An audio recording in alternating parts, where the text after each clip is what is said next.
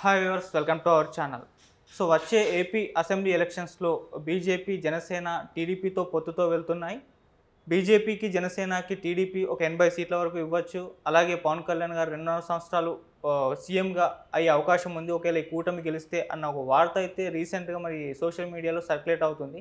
మరి ఈ వార్తలో వాస్తవం ఎంత ఉంది, నిజంగా బీజేపీ కూడా ఈ పొత్తుకు ఓకే చెప్పిందా లేదా, ఈ అంశం మీద డిస్కస్ చేయడానికి ప్రజెంట్ మనతో పాటు సీనియర్ జర్నలిస్ట్ జయదేవ్ గారు ఉన్నారు. వారితో ఒకసారి డిస్కస్ చేద్దాం. సార్ నమస్కారం. సార్ నమస్తే సార్, మరి బీజేపీ అండ్ జనసేన టీడీపీ మూడు కూడా పొత్తుతో వెళ్తాయని చెప్పేసి ఒక వార్త అయితే వచ్చింది. అందులోనూ మరి టీడీపీ దాదాపు 80 సీట్ల వరకు ఈ ఇద్దరికి కూడా ఇచ్చే అవకాశం ఉంది అంటున్నారు. ఒకవేళ గెలిస్తే పవన్ కళ్యాణ్ గారు 2.5 సంవత్సరాలు సీఎం అని అంటున్నారు. మరి మీ ఒపీనియన్ ఏంటి సార్ దీనిపైన?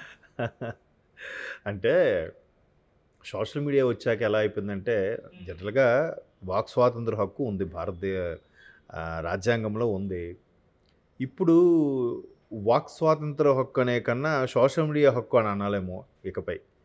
ప్రతిదీ కూడా ఎవరికి తోచింది వాళ్ళు పెట్టేసి ఎవరికి తోచింది వాళ్ళు దాన్ని ఎలా అంటే ఒకవేళ అయితే తప్పే ఉంది, ఇలా జరగకూడదా, జరిగితే అన్నట్టుగా ఇఫ్ క్లాజులు పెట్టేస్తూ ఎవరు తోచిన విధంగా వాళ్ళు రన్ చేసేస్తున్నారు.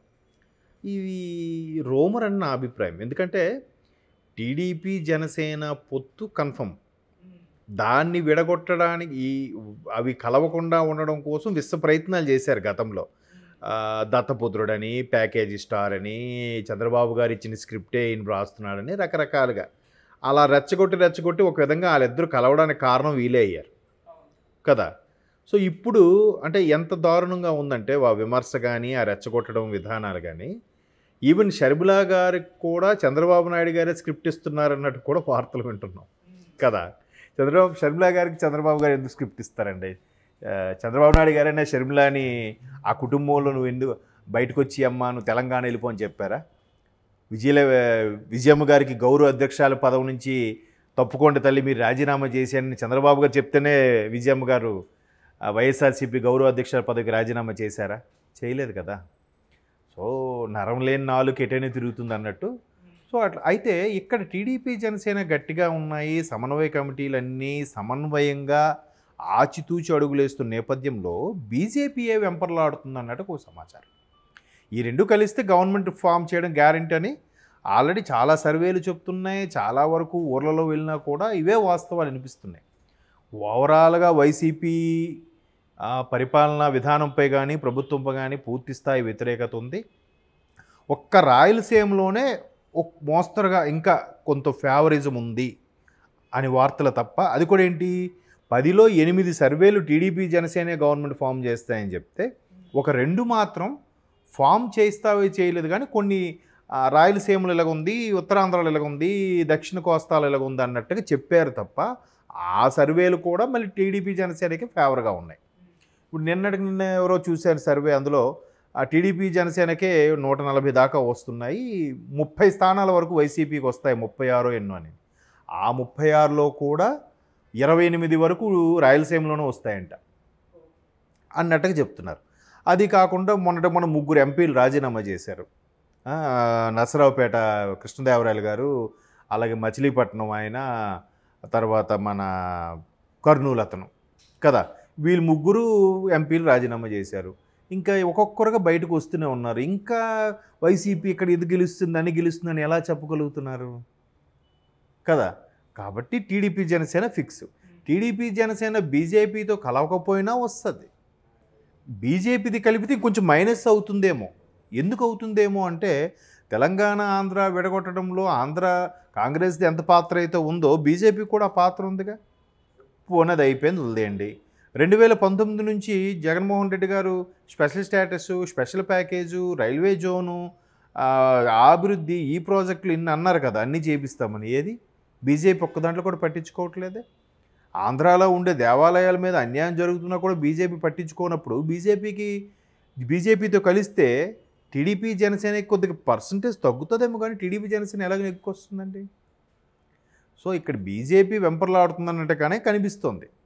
సో దాన్ని టీడీపీ శ్రేణులు ఎలా అంటే తోసిపుచ్చకుండా, మరీ వైరం పెంచుకోకుండా, ఎందుకు 2014లో ఇలాగే బాగుంది అనుకున్న 2017-18 వచ్చేసరికి చంద్రబాబు గారు బీజేపీతో బాగా ఫైట్ చేసి స్పెషల్ ప్యాకేజ్ వాడుకుంటూ మాట్లాడడం యాంటీగా వెళ్ళిపోయింది. అంటే ఇట్లా మీడియాలో వచ్చిన వార్తలు అవి.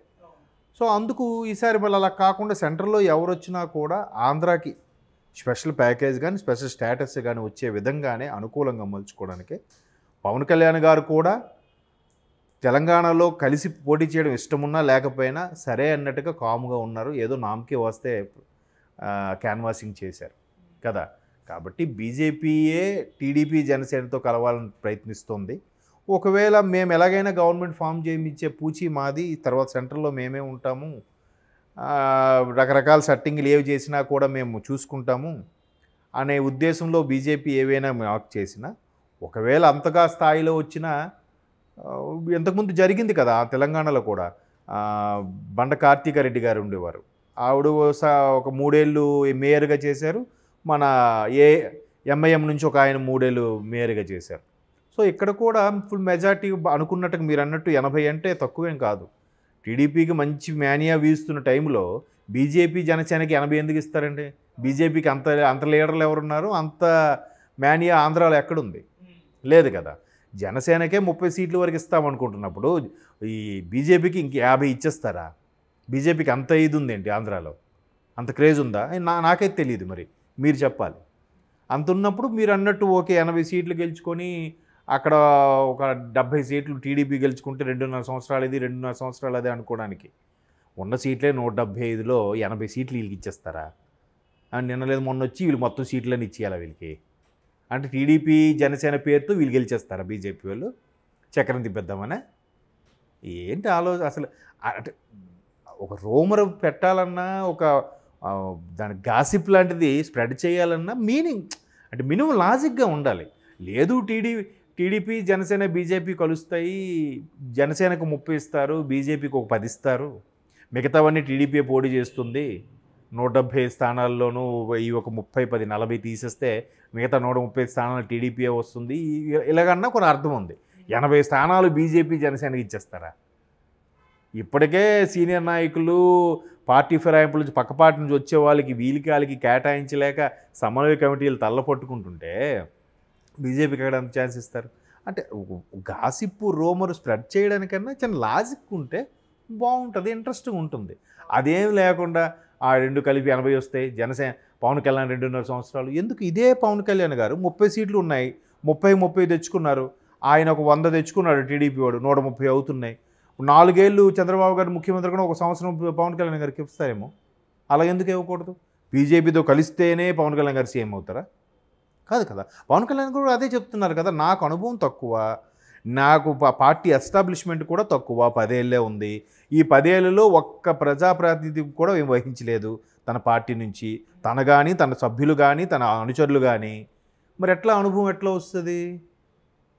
ఒకవైపు ఇక్కడ రేవంత్ రెడ్డి లాంటి వ్యక్తి ఎమ్మెల్యేగా 4-5 సార్లు 3-4 సార్లు గెలుచుకొచ్చి ముఖ్యమంత్రి అయితేనే ఒకసారి మంత్రి కాలేనాడు ఏం పరిపాలన చేస్తాడనే సందర్భంలో ఒక్క ప్రజాప్రతినిధి కూడా తన వైపు లేకుండా ఇప్పుడు ఒక్కసారిగా మళ్ళీ ముఖ్యమంత్రి అవుతారంటే ఎంతవరకు? అదే ఆయన ఒప్పుకున్నాడు కదా పవన్ కళ్యాణ్ కూడా, నాకు అనుభవజ్ఞమైన ముఖ్యమంత్రి హయాంలో పనిచేయడం కూడా నాకు అవసరమే, చంద్రబాబు గారు లాంటి వ్యక్తితో కలిసిందే అందుకు అని కూడా చెప్పాడు ఆయన.